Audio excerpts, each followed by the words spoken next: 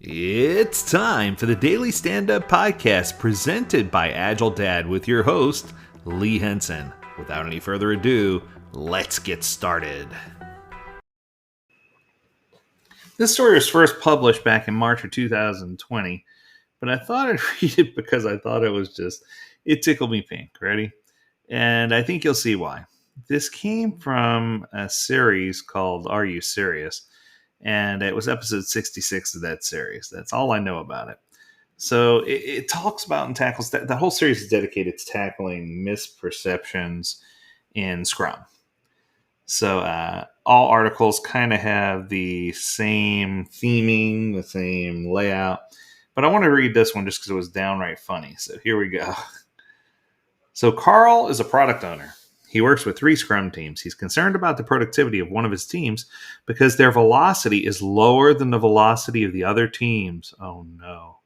This is why he decides to raise this issue with Sarah, the Scrum Master. Sarah, I'm worried about Team Hawk. They consistently deliver fewer story points than Team Falcon and Team Eagle. What is it that you find so worrying about it? Sarah exclaimed. Well, the difference between this team and the other teams is huge. Hawk delivers 23 story points on average. Falcon and Eagle are both consistently delivering 60 story points. Why is this bad, Carl? What a strange question. You're the Scrum Master. You should advise me what to do about it. Isn't it obvious that Team Hawk is only half as productive as Team Falcon and Eagle?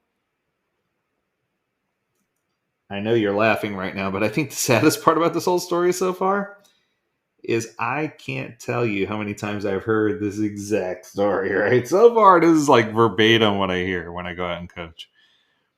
Okay, so let's keep going.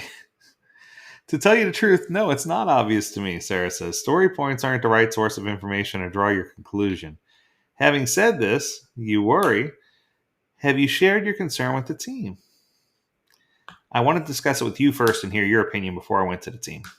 Well, story points are not suited to compare productivity between teams. This is really something that's team specific. Sarah tried hard to move the discussion away from story points, which is probably the right thing to do. And she told Carl that comparing velocity of 2 teams just based on story points is like comparing apples with oranges. And Sarah's right. So here's an example of some things to consider with regard to this. So I'm excited to see where they took this. Here we go.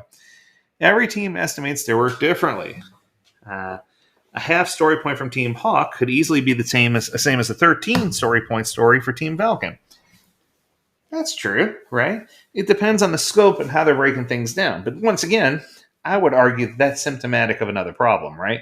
So everything that I see here, just so you know, so my take already is that everything I've seen so far is screaming symptoms of a different problem, right?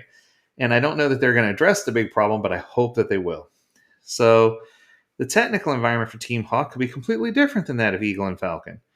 Often, the product environment is different too, although not in this case, all teams are working on the same product. So what this tells me, so we got the symptoms. So before I continue, I'm going to tell you the answer.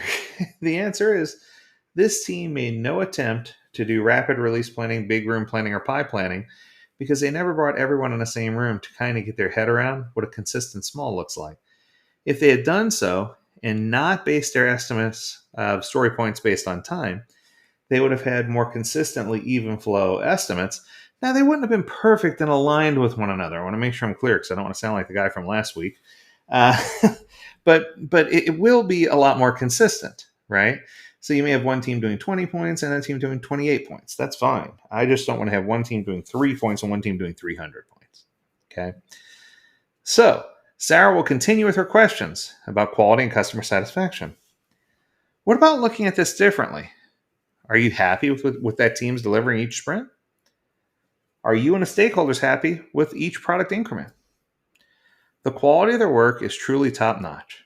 When they present something at sprint review, you know that it's ticking all the boxes, but the other teams generally do deliver more functionality in every sprint.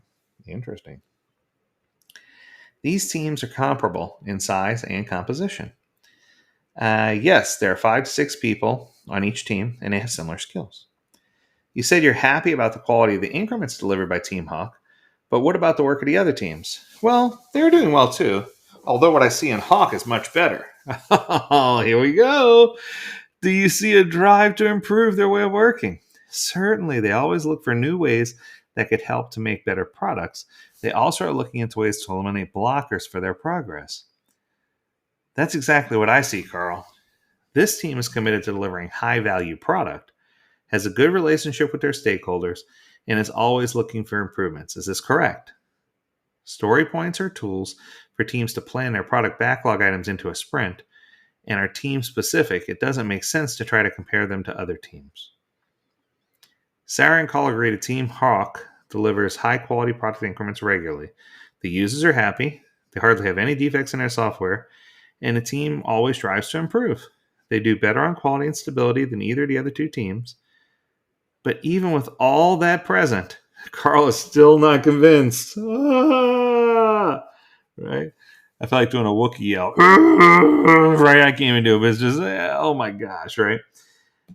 You make this sound so logical, but it's not how we work. We look at artifacts like velocity growth, predictability, and burn down to see if a team is improving and how they compare to other teams. No! And Team Hawk is scoring so badly. It's just funny at this point.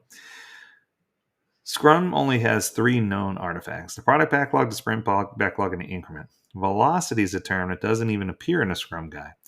Just as story points aren't mentioned as well. And they did this for a reason. A team doesn't get predictable by reaching a certain velocity threshold.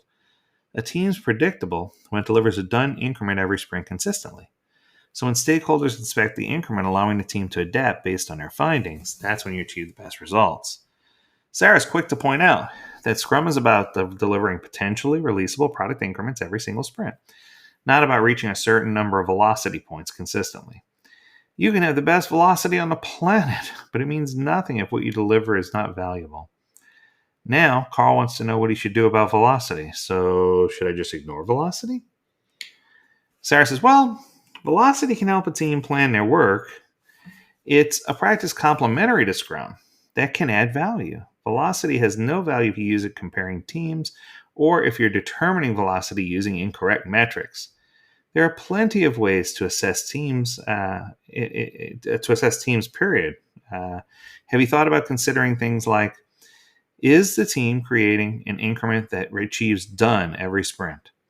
Are they consistently communicating and engaged with the stakeholders? Do the stakeholders love the product or service that they're delivering? Is the team consistently seeking ways to improve? Is the team motivated, and do they enjoy working together? When you compare teams on output, it doesn't mean anything because outcome should be far more important. I understand the desire of the company to be able to forecast, but perhaps this is not what we should be focusing on. Now, in this article, the conversation ends with, "You're right, Sarah. Thanks a lot." Unfortunately, guess what? The conversation's not over there typically. The conversation usually goes, but what am I going to use to forecast, and how am I going to be able to tell leadership what the teams are doing, and yada, yada. And this is why it's so critical to understand certain things.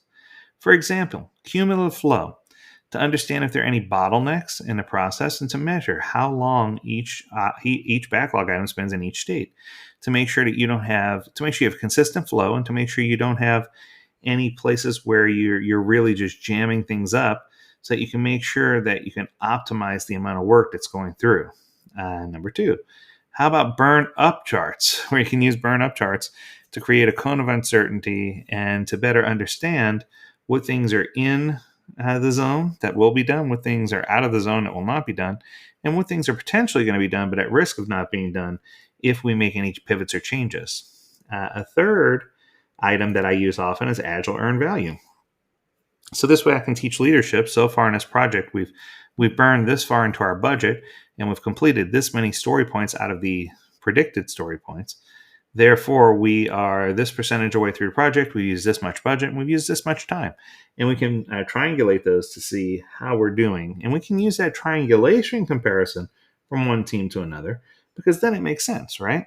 So that's the proper way to get the team-to-team comparison. Now, I'm not endorsing team-to-team comparison. I'm just saying if you have to do it, that's the right way.